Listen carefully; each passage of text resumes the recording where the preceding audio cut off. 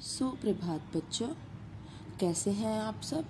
आशा है आप सब अपने अपने घर पर एकदम स्वस्थ व सुरक्षित होंगे। बच्चों,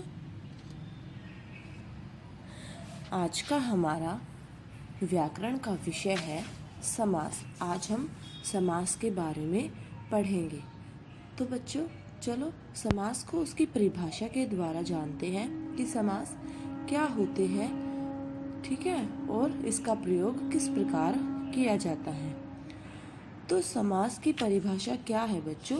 समास की परिभाषा परस्पर संबंध रखने वाले दो या दो से अधिक शब्दों के मेल को समास कहते हैं। ठीक है, परस्पर संबंध रखने वाले मतलब जिनका आपस में संबंध हो और दो या दो से अधिक शब्दों के मेल से, दो या दो से अधिक शब्दों के मेल से जो शब्द बनता है उसे समास कहते हैं।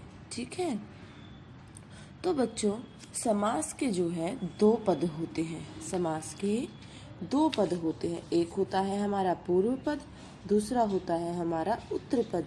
ठीक है, पूर्व पद मतलब पहले का और उत्तर पद मतलब बाद का।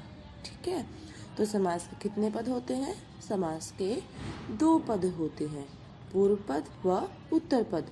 तो अब ये देखते हैं कि ये पूर्व पद और उत्तर पद किस प्रकार होते हैं। जैसे कि बच्चों आपके सामने एक उदाहरण दिया गया है, रसोई घर। तो इसमें बच्चों दो आपको दिख रहे होंगे, दो पार्ट में इसको दो हिस्सों में बांटा गया है। एक है रसोई, दूसरा है घर। तो रसोई जो है वो हमारा पूर्व पद है, मतलब जो पहले आता है, और घर जो है वो हमारा उत्तर पद है। ठीक है, तो ये बन गया रसोई घर। ठीक है, और ऐसे ही बच्चों एक और उदाहरण देखते हैं, माखन चोर। तो माखन हमारा क्या है, माखन हमारा पूर्व पद है और चोर हमारा उत्तर पद है। ठीक है, क्योंकि ये बाद में आया है, और पूर्व पद क्या होता है, ये पहले आता है और उत्तर पद बाद का। ठीक है, तो माखन चोर में माखन हमारा पूर्व पद और चोर हमारा उत्तर पद हुआ। ठीक है, फिर बच्चों हम पढ़ेंगे समास की प्रक्रिया में जो है समास की जो प्रक्रिया होती है उससे जो शब्द बनाए जाते हैं, ठीक है, जो पद बनाए जाते हैं उनको हम क्या कहते हैं, समस्त पद कहते हैं। ठीक है, समास की प्रक्रिया से बनाए जाने वाले पद को समस्त पद कहते हैं। ठीक है, समास की प्रक्रिया से बनाए जाने वाले पद को हम समस्त पद कहते हैं। समस्त पद मतलब बच्चों जैसे रसोई घर, ये हमारा क्या हो गया, समस्त पद हो गया। ठीक है, रसोई घर हमारा समस्त पद हो गया। फिर होता है एक समस्त समास विग्रह। ठीक है, एक होता है समस्त पद और एक होता है समास विग्रह।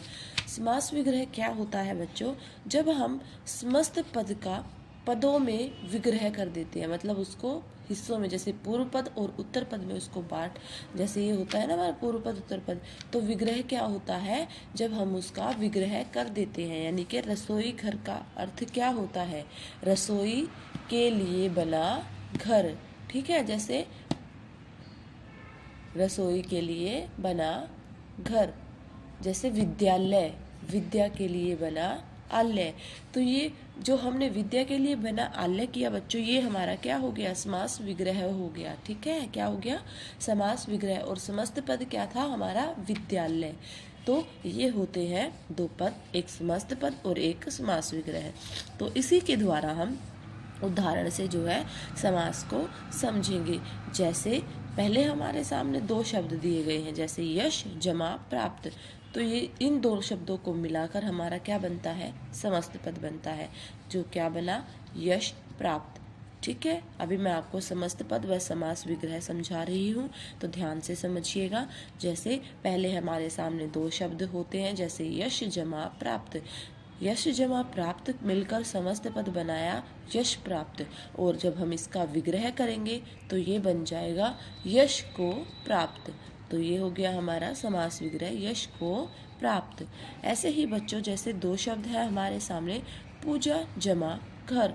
अगर हम इसको समस्त पद बनाएंगे तो ये बन जाएगा पूजा घर, और अगर हम इसका विग्रह करेंगे तो ये बन जाएगा पूजा के लिए बना घर। ठीक है। तो ये होते हैं समस्त पद व समास विग्रह। बच्चों आशा है आप समझ गए होंगे। अब चलिए बढ़ते हैं हमारे समास के मुख्य विषय की तरफ, मुख्य बिंदु की तरफ, जो कि हमारा है समास के भेद। तो बच्चों समास के कितने भेद होते हैं? समास के 6 भेद होते हैं। समास के 6 भेद होते हैं। पहला भेद होता है अवयवी भाव समास। इनकी बारे में हम डिटेल से जो है पढ़ेंगे, पहले इनके नाम जान लेते हैं। पहला होता है अवयवी भाव समास, दूसरा हमारा होता है तत्पुरुष समास, तीसरा कर्मधारय समास, चौथा द्वंद्व समास, पांचवा है द्विगु समास और छठा है बहुव्रीहि समास। तो ये है हमारे बच्चों समास। समास कितने के भेद कितने हो गए? समास के 6 भेद हो गए। ठीक है। तो अभी पढ़ते हैं। पहला हमारा है जो अवयवी भाव समास। तो इसके बारे में विस्तार से पढ़ते हैं। अभी अवयवी भाव समास क्या होता है बच्चों? जिस समासिक, पहले इसकी परिभाषा जानते हैं, ये हम परिभाषा पढ़ेंगे पहले। जिस समासिक पद का पहला पद अव्यय, पहला पद क्या होता है? अव्यय होता है और मुख्य होता है, उसे हम अवयवी भाव समास कहते हैं। अब बच्चों अव्यय क्या होता है? अव्यय का मतलब होता है, जैसे व्यय का मतलब होता है खर्च करना, वैसे ही अव्यय का मतलब हुआ जो खर्च ना हो, अर्थात जिसको परिवर्तित ना किया जाए। ठीक है, जो परिवर्तित ना हो। तो अव्यय का मतलब है जो बिना किसी भी लिंग, वचन या किसी के कारण जो परिवर्तित नहीं होता, जिसमें कोई परिवर्तन नहीं आता, वो होता है हमारा बच्चों अव्यय। ठीक है, वो होता है हमारा अव्यय। तो अवयवी भाव समास में क्या होता है? समास का पहला पद जो होता है वो अव्यय होगा और पहला पद ही मुख्य होता है, उसे हम अवयवी भाव समास कहते हैं। तो पढ़ते हैं अवयवी भाव समास के कुछ उदाहरण। तो पहले हमारे सामने एक उदाहरण प्रतिमाह। प्रतिमाह, प्रत्येक माह। तो बच्चों देखो, इसमें विग्रह करते समय कोई परिवर्तन नहीं हुआ, लिंग वचन में किसी के कारण जो है ये परिवर्तित नहीं होता है, और इसमें प्रथम जो पद होता है, पहला जो पद होता है वो मुख्य होता है, प्रति। तो प्रत्येक माह, आजीवन मतलब जीवन भर, यथाशीघ्र मतलब जितना शीघ्र हो, रातों रात, रात ही रात, बेपरवाह बिना परवाह के, प्रत्येक। ठीक है, ये सारे हमारे किसके अंतर्गत आते हैं बच्चों? ये सारे हमारे अवयवी भाव के अंतर्गत आते हैं। प्रत्येक यानी प्रति एक। ठीक है, ये सारे हमारे जो है किसके अंतर्गत आएंगे? ये आएंगे हमारे अवयवी भाव समास के अंतर्गत। ठीक है, तो ये था हमारा अवयवी भाव समास। अब पढ़ते हैं बच्चों तत्पुरुष समास। तत्पुरुष समास की पहले परिभाषा जानते हैं। तत्पुरुष समास क्या होता है? वह समासिक पद जिसमें उत्तर पद यानी जो बाद का पद होता है वो प्रधान होता है। अवयवी में हमने प्रथम पद जो है मुख्य पढ़ा और अव्यय होना चाहिए, और ऐसे ही तत्पुरुष में क्या होता है बच्चों? जो बाद का पद होता है वो प्रधान होता है, उसे हम तत्पुरुष समास कहते हैं। और बच्चों तत्पुरुष समास की सबसे मुख्य विशेषता ये होती है, इसमें कारक चिन्हों का क्या होता है? लोप होता है। इसमें कारक चिन्हों का प्रयोग होता है, कारक चिन्ह के बिना इनका विग्रह नहीं होता है। ठीक है, तो हमें विग्रह से ही पता चल जाता है कि ये तत्पुरुष समास है। जैसे अभी हम उदाहरण पढ़ेंगे, पथ भ्रष्ट, पथ से भ्रष्ट। तो से क्या हो गया? हमारा कारक हो गया। आपने कारक तो पढ़े ही है, कर्ता ने कर्म को कर्ण से संप्रदान करने के लिए, ये सारे हमारे क्या है बच्चों? ये हमारे कारक हैं। तो कारक का इसमें लोप होता है, कारक चिन्हों का। पथ भ्रष्ट का हमने विग्रह किया तो क्या हो गया? पथ से जो भ्रष्ट हो। ठीक है, तो इससे क्या है? हमारा कारक है। तुलसी रचित, तुलसी द्वारा, ये कारक आ गया। रचित, स्वर्गवास, स्वर्ग में वास, राजकुमार, राजा का कुमार, घुड़सवार, घोड़े पर सवार, विद्यालय, विद्या के लिए आलय। तो आप सब देख रहे हैं ना बच्चों, कारक हम पढ़ चुके हैं पहले कक्षा में। तो ये जो आप देख रहे हैं, से, द्वारा, में, का, पर, के लिए, ये सब क्या है, हमारे कारक है। तो तत्पुरुष समास में क्या होता है, उत्तर पद प्रधान होता है, ठीक है। और जो है हमारा इसमें कारक चिन्हों का लोप होता है, ठीक है। कर्मधारय समास, कर्मधारय समास तीसरा हमारा समास है।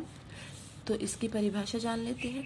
इस पद में पहले पद और दूसरे पद में क्या होता है, विशेषण का संबंध होता है। विशेषण जो हमें विशेषता बताते हैं, जैसे विशेषण का क्या होता है, संबंध होता है, वह इसमें जो है उत्तर पद हमारा जो है प्रधान होता है।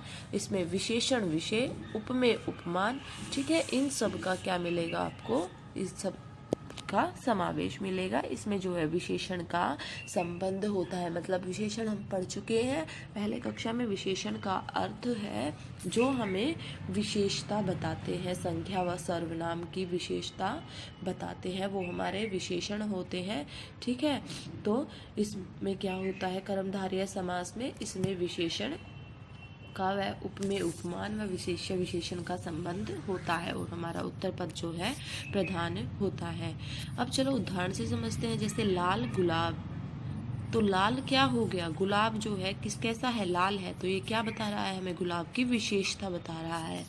लाल रंग का गुलाब विग्रह हो गया ये इसका, ठीक है। महादेव, ये महा क्या है, ये इसकी विशेषता की ये महान है, महान है जो देव। नील गाय, नील क्या हो गया, नीली है जो गाय। महाराजा, महान है जो राजा। चंद्रमुख, अब बच्चों यहाँ पर देखो तुलना की गई है, ठीक है। तुलना हमारी जो होती है वो उपमेय की जाती है, उपमेय की उपमान से तुलना की जाती है, ठीक है। चंद्रमुख यानी चंद्र के समान मुख, चंद्र के समान मुख, मतलब चंद्र हमारा उपमेय है और इसकी तुलना किससे की गई है, चंद्र हमारा उपमेय है और मुख की तुलना उपमेय से की गई है, ठीक है। तो ये जो होता है हमारा कर्मधारय समास होता है। इसमें क्या होता है बच्चों, इसमें जो है विशेषण का संबंध होता है, जो कि हम देख चुके हैं। महान है जो राजा, नीली है जो गाय, महान है जो देव, लाल रंग का गुलाब, चंद्र के समान मुख, ये सब क्या है ये हमारे विशेषण बता रहे हैं। विशेषण हमारे इसकी, गुलाब कैसा है, लाल है, देव कैसे हैं, महान, गाय कैसी है, नीली, राजा कैसे हैं, महान, और मुख कैसा है, चंद्र के समान। तो ये हमारा क्या हो गया बच्चों, कर्मधारय समास हो गया। आज के लिए हम इन 3 समासों को तक ही रखेंगे, बाकी के 3 हम अगली कक्षा में पढ़ेंगे। आज के लिए इतना ही, धन्यवाद बच्चों।